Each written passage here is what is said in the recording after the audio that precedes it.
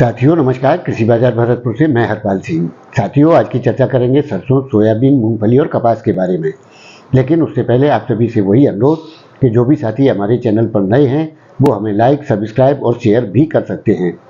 तो साथियों सबसे पहले विदेशी बाजारों की स्थिति देखें तो KLC प्लस में है और प्रोजेक्शन भी प्लस में दिखा रहा है, जिसके चलते सोयाबीन यानी कि अन्य खाद्य तेलों में भी तेजी की जो स्थितियां हैं वो साफ तौर पर देखी जा सकती हैं।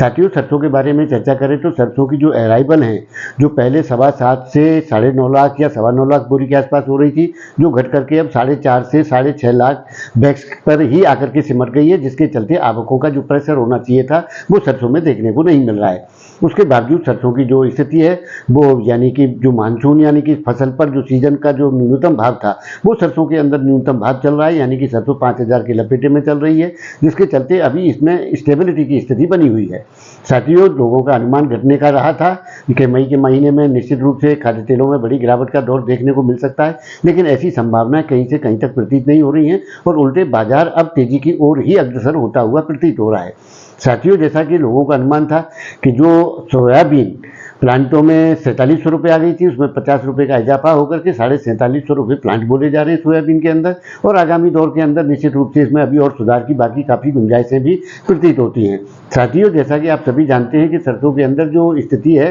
वो बॉटम लेवल पर आ गई है और बॉटम लेवल की स्थितियाँ आने के बाद में जो हालात बने हुए यानी कि सोयाबीन से लेकर के कपास, कॉटन से लेकर के सभी जो खाद्य तेल की यूनिट हैं वो काफ़ी डिस्पैरिटी में चल रही है, जिसके चलते 65% मिलों का उत्पादन बंद पड़ा हुआ है, जिससे मांग आपूर्ति में एक अंतर की स्थिति सामने वाले समय में निश्चित रूप से देखी जा सकती है। साथियों आगामी दौर के अंदर किस प्रकार के हालात रहेंगे ये तो थोड़ा वक्त ही तय करेगा, लेकिन जिस प्रकार की स्थितियां मंदे की बनाई जा रही थी बाजार के अंदर या जिस प्रकार के अनुमान जताए जा रहे थे वो अनुमान कहीं से कहीं तक ठीक तरह से इसमें प्रतीत नहीं होते हैं। आगामी दौर के अंदर उस तरीके की गिरावटों की स्थितियां कहीं से भी प्रतीत नहीं होती है। साथियों निश्चित रूप से बाजार पलटने की स्थिति में है और आगामी दौर में ठीक है कि मई महीने के अंदर स्टेबिलिटी की स्थितियां रह सकती हैं, बड़ी उठापटक की संभावनाएं न हो, लेकिन गिरावट की जिस प्रकार की आशंकाएं जताई जा रही हैं वो गिरावट की आशंकाएं भी इसके अंदर निरामूल ही साबित होने की संभावनाएं ज़्यादा प्रतीत होती है, क्योंकि साथियों एक बाजार स्टेबिलिटी की स्थिति पर आकर के टिक गया है और आने वाले दौर के अंदर इसमें सुधार की संभावना ही प्रतीत होती है,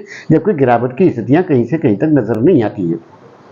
साथियों निश्चित रूप से जैसा कि हमने कहा था कि सरसों के अंदर ये दिवाली का वक्त है, उसी प्रकार से स्टॉकिस्ट भी धीरे धीरे आकर के सभी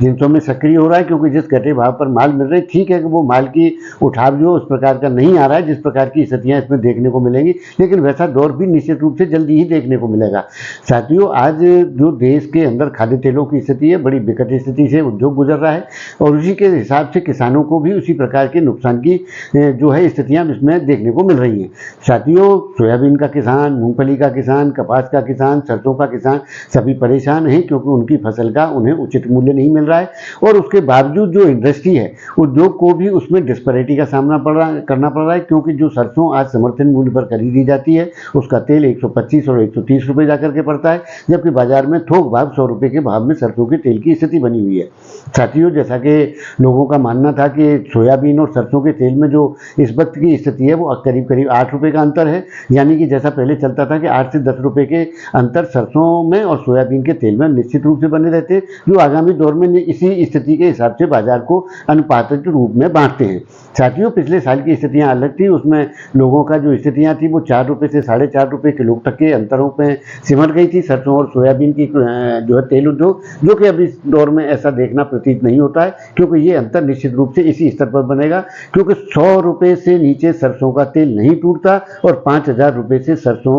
नहीं टूटती। साथियों एक ऐसी स्टेबिलिटी बन गई है जिसके चलते बाजारों में इससे निचला स्तर इसमें देखने को नहीं मिल रहा है और आगामी दौर में भी मिलने की संभावनाएं इसमें नगण्य है। साथियों आगे जाकर के निश्चित रूप से इसमें अच्छे सुधार की संभावनाएं प्रतीत होती हैं और अच्छे मुनाफे की यानी कि मुंह मीठा होने वाले हालात इसमें प्रतीत होते हैं। गिरावट या घटाव की कोई स्थिति कहीं से कहीं तक प्रतीत नहीं होती है। आगामी दौर निश्चित रूप से अच्छी सफलताओं का, अच्छी तेजियों का देखने को मिलेगा, ऐसी इसमें संभावनाएं हैं। साथियों आपको हमारी जानकारी कैसी लगी इसके लिए आप हमें कमेंट बॉक्स में जरूर अवगत करा सकते हैं। उसके लिए आप सभी का बहुत बहुत आभार, धन्यवाद।